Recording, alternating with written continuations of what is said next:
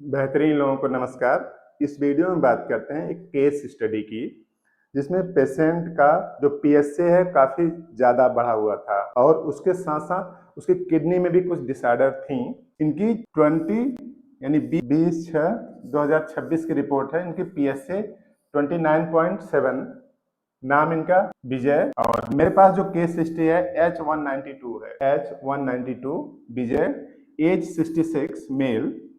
इनका जो पीएसए 30/6 को 29.7 था और उसके साथ साथ इनका जो क्रेटिनिन था वो 2.13 था और यूरिया 74 था। ये दोनों बढ़े हुए थे। रिपोर्ट कराया इन्होंने तो काफी परेशान हो गए। यूरिया क्रेटिनिन दोनों बढ़ा हुआ है, उसके साथ साथ पीएसए भी है। इन्होंने मुझसे दवा ली। दवा कौन सी ली थोड़ी देर में देखते हैं। तो दवा ली, उसके बाद इन्होंने रिपोर्ट कराया 27 को, 27/7/2026 करा। तो पीएसए कितना आ गया? 5। और जो क्रेटिनिन था वो कितना हो गया? 1.5। क्रेटिनिन 1.5 और यूरिया नॉर्मल हो गया 40 से कम। तो इस तरह से इन्होंने लगभग 20 से 25 दिनों तक दवा ली। इस दवा से पीएसए कम हो गया और यूरिया क्रेटिनिन भी लगभग नॉर्मल रेंज में आ गए। ये वीडियो सिर्फ इसलिए बनाया जा रहा है कि जिनका भी यूरिया क्रेटिनिन या पीएसए बढ़ जाता है वो लोग घबरा जाते हैं। घबराना नहीं है। एक समस्या तो आई गई है। एक समस्या क्या है कि ये जो किसी आदमी के ऊपर एक समस्या है कि इसका यूरिया क्रेटिनिन और पीएसए बढ़ा हुआ है, एक समस्या है। इस समस्या की वजह से दूसरी समस्या क्रिएट करता है एंजाइटी, घबराहट, और उस घबराहट की वजह से भी शरीर और एबनॉर्मल तरीके से काम करेगी। तो प्लीज आप ऐसा ना करें। एक समस्या तो आई गई है, उसी एक समस्या का मुकाबला करें, न कि एक दूसरी समस्या उत्पन्न कर लें। तो जिनको भी कोई बीमारी होती है तो आप यूं समझे कि इस बीमारी से हमको मुकाबला करना है। शरीर को इतना फ्री रखना है कि उस बीमारी से वो कंपनसेट करके बीमारी को ठीक कर सके। अब ये नहीं कि एक बीमारी हो गई तो उसके एवज में दूसरी बीमारी उत्पन्न कर लेना है। ये सबसे बड़ा ड्रॉबैक है। हम लोग बात करते हैं पीएसए की। तो इनका जो पीएसए है बढ़ा हुआ था, उसके साथ साथ यूरिया क्रेटिनिन भी। रिपोर्ट अगर आप देखेंगे तो देखिए, रिपोर्ट है पेशेंट की, विजय कुमार। ये विजय कुमार और 66 साल एज। और इनकी रिपोर्ट देखिए 20/6 की है। इसमें ये जो पीएसए है 29.7 है, बढ़ा हुआ है। उसके साथ साथ यूरिया क्रेटिनिन की जो रिपोर्ट थी वो 9वें पेज पर थी। ये पहला पेज, उसके बाद 9वां पेज, उसको नहीं दिखाया गया यहाँ पे, लेकिन बढ़ा हुआ है। मेरे पास रिपोर्ट है।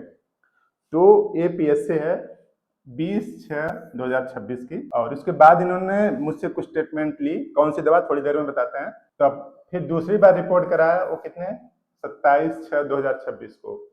27/6/2026 को रिपोर्ट कराया। तो जो पीएसए इतना आ गया 5। थोड़ा अभी ज्यादा है, हो जाएगा ठीक। तो पीएसए अभी ज्यादा है। क्रिएटिनिन 1.5 हो गया।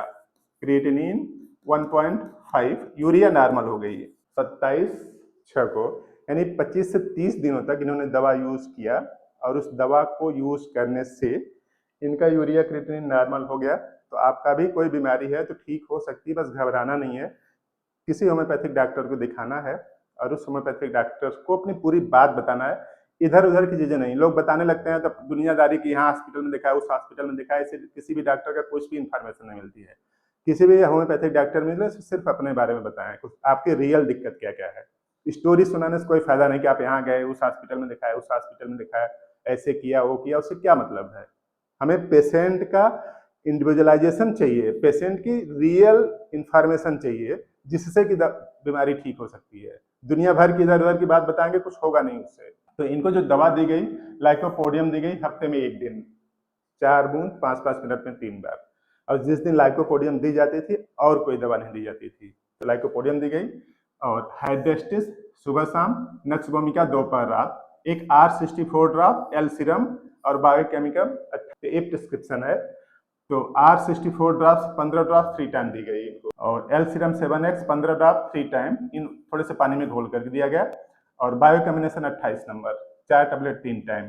तो इन 6 दवाइयों से, यानी 6 दवाइयों में से एक दवा तो सिर्फ संडे को यूज की जाती है और बाकी दवा अगले दिनों में 6 दिनों में यूज की जाती है। तो इन दवाइयों से जो PSA including urea creatinine normal हुआ। इसका मतलब ये नहीं कि इन्हीं दवा से आपका भी नॉर्मल हो जाएगा। आपकी केस कुछ अलग होगी, उसके बेसिस पर दवा दी जाएगी बेहतर रिस्पांस के लिए।